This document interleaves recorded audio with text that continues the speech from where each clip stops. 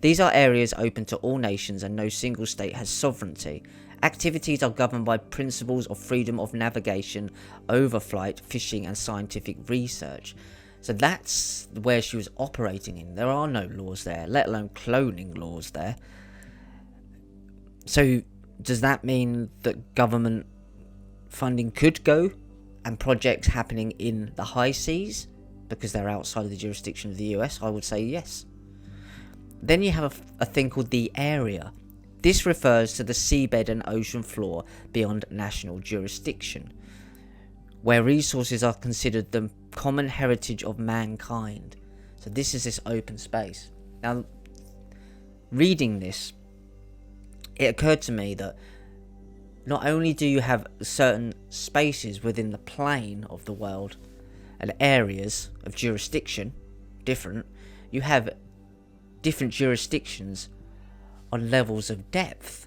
Now this harks back to the Platonic solids, or even the Rosicrucian conception of the cosmos, or even the Kabbalah tree of life, where the top is the crown Keter, it's the ideas, the concepts, and they come all the way down to the solid floor, the earth.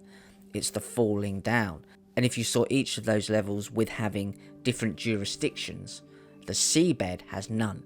So what's stopping these guys having labs, facilities on the seabed?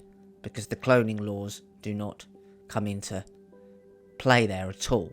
So we're looking at the island, Jeffrey Epstein's island, which I'm sure things are happening there because the cloning laws just say no government funding to go to them.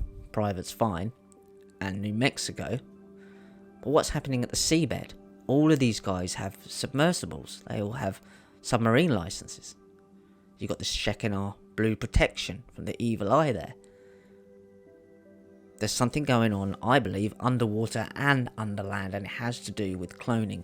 Now, the reason why I say this is because you've got the likes of George Church of Colossal Biosciences being funded by Jeffrey Epstein.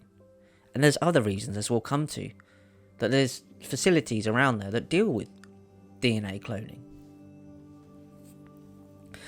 So the international waters, or the high seas, for the 2/3 of the ocean beyond national jurisdiction, the high seas, where Ghislaine Maxwell wants to function, her Terramar project, specific frameworks govern activities, but there are no explicit universal law that directly addresses cloning in the general sense of creating organisms in the open ocean.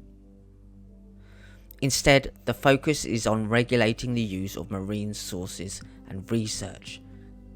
There are no cloning laws undersea, or in the sea, at all. It's maritime law. And that fascinates me, and I don't know why it didn't occur to me before to look into this.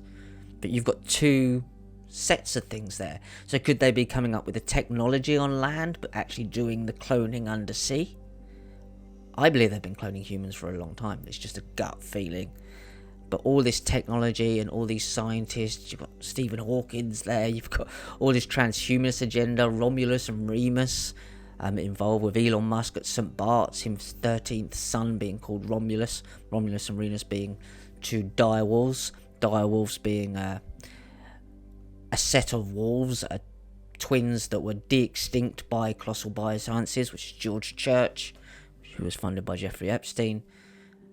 There's something going on here. Absolutely, it has to do with Rosemary's Baby, as I said before, and the Moonchild. I completely believe it does. Now, the technology may be created on land, but the actual cloning may be done under the water. Who knows?